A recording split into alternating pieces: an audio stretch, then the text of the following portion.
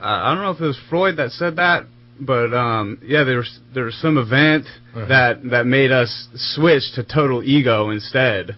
And so I know what you're talking about. That's Julian James. Julian James, okay. yeah. Yeah. Yes, it's there, and many psychologists are toying with that idea. It's very central to my work. I think I briefly mentioned it earlier that there has been historical traumatic events that have taken place, earth changes and what have you, many events that then did actually actually brought about, actually literally brought about the kind of consciousness that we have today. Yes. Basically can be seen as a wound. It's like any trauma that hits you, like a car wreck or a big earthquake or something. You can see metaphors in daily life where a person's traumatized by some crazy thing that happened to them. Or even if you try to slip on a banana peel, the whole of your body goes into becomes spastic. So this act of trauma happened on a global scale, perhaps not even once, but many times. Yeah, I believe many times. And it brought what we call the ego into existence. So we're healing from this wound, and that's the way I try to use that metaphor.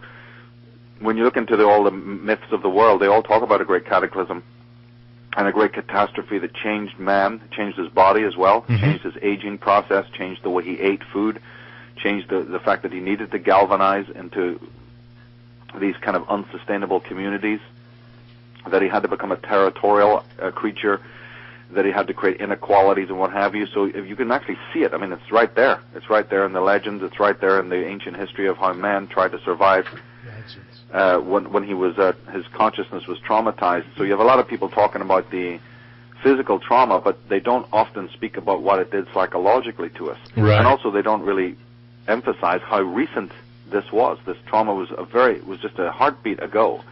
And so most human beings today are reeling still psychologically. It accounts for a lot of things that go on psychologically. But how it ties into my work is that I see that the world controllers have used that fact to their own benefit. I agree. It's like anybody coming in a state of trauma, when you're weak, when you're disoriented, this is when you're vulnerable to colonization from outside. That's why they're doing what they're doing now. They're creating more wounds, shall we say, with terrorist activity and all this, war and chemtrails, poisoning our food. Exactly, everything. And they're keeping our minds distracted totally from what we need to be doing. Now, Nate, you were talking about something about legends. Oh, no, yeah, I just would like you to get into, we have William here. He's an Irishman.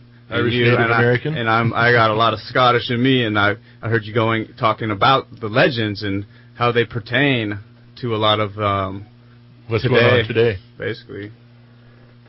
Oh, absolutely, absolutely. And this act, the physical fact of it, the physical earth changes, the trauma that took place is now known to have existed. This is a scientific fact. And it changed the land masses, it changed the location of where people existed. They had to move. This is what I'm talking about here is literally the fall of Atlantis, the fall of the ancient continents of old. And then, of course, the subsequent movement of their gnosis, the knowledge that had been there, the herbal knowledge, the knowledge of the elements, the knowledge of animal behavior. An incredible archive stretching back far longer than we're ever taught officially, had to end up certain places. And it's in Ireland and in England, which was where some of this knowledge came. It went to other places as well. That's where the Native American Indians and even the Southern American Indian groups, some of them got this similar knowledge, this dispersion. Yeah.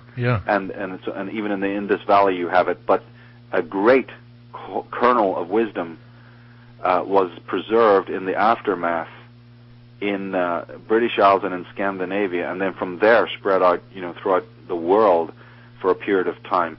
And in my work on that subject, I've shown that in the mythologies of the British Isles, Scotland, Wales, England, and Ireland, in their early mythologies, when you have the what appears to be the migration to the British Isles of these highly advanced races, actually that's been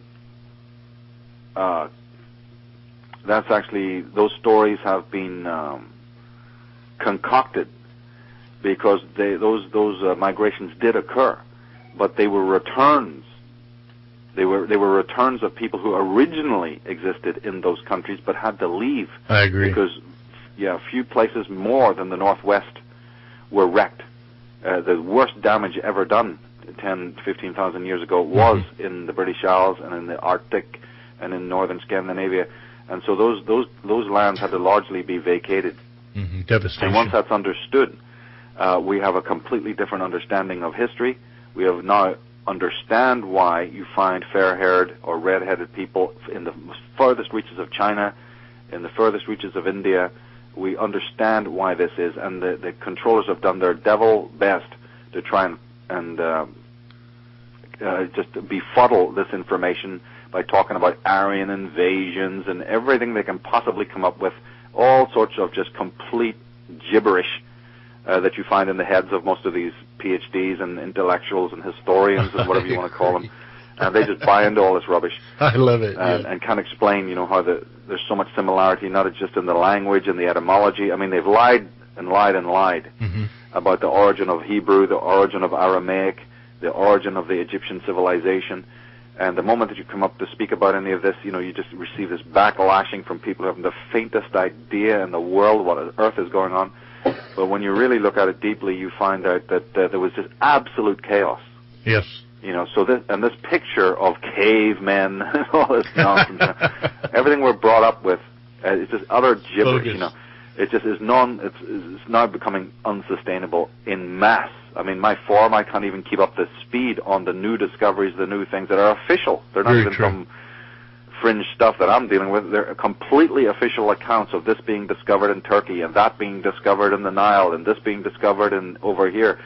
Megaliths being discovered in the Balkans, with runes on them, and they're digging up corpses of red-headed women, whose hair was only plaited in a way that is only found in Denmark. The weaving in their clothes is only found in Denmark, and they're thousands of miles away, in places where we were assured, Now, of course, what happens is the BBC and various official groups start to co-opt this. They keep their tabs on what the underworld is doing, what the underground fringe people are doing, and when they realize, oh my God, this information is being published now by mavericks, gee, we better get onto it and pretend all along that we were into this. So they're toying with some of these ideas now because they have to. Yes. Because the ordinary man, the ordinary writer, the ordinary scholar is discovering these great secrets about biblical characters, about the origin of the tribes of Israel, about the British Isles, the origin of the Druids, the Aryan invasion, you name it. All are coming out of maverick minds. Yes. And therefore the mainstream is realizing, just like you've been speaking about, that, look, this timber is rotten. Their whole matrix of control is just rotten. It's falling apart. It's crumbling by the minute. It can't be rebuilt. It's just completely desiccated. And so now they have to then pour millions in to their own little goons, their own little authors, who come out with more mainstream stuff, saying, yeah, we knew this all along, yeah, we're the guys who discovered it. And they do this on all sorts of levels, even this leaking of information about the Knights Templars, the Dan Brown, all of this stuff, when you look at it, the Discovery Channel, History Channel, delving into, whatever, the Maya calendar, and they're co-opting like nobody's business, hoping that the 300 million people who watch the TV but have no clue that there's a whole subculture of people who've been studying this for generations. Oh my goodness, look what we're discovering right now, because there it's on TV. And hopefully with all their pseudo-scholars on there, these people who come in second fiddles, they're never going to mention Immanuel Velikovsky, they're never going to mention, Commons Beaumont and all of these great, great people of the past and so many others I could mention.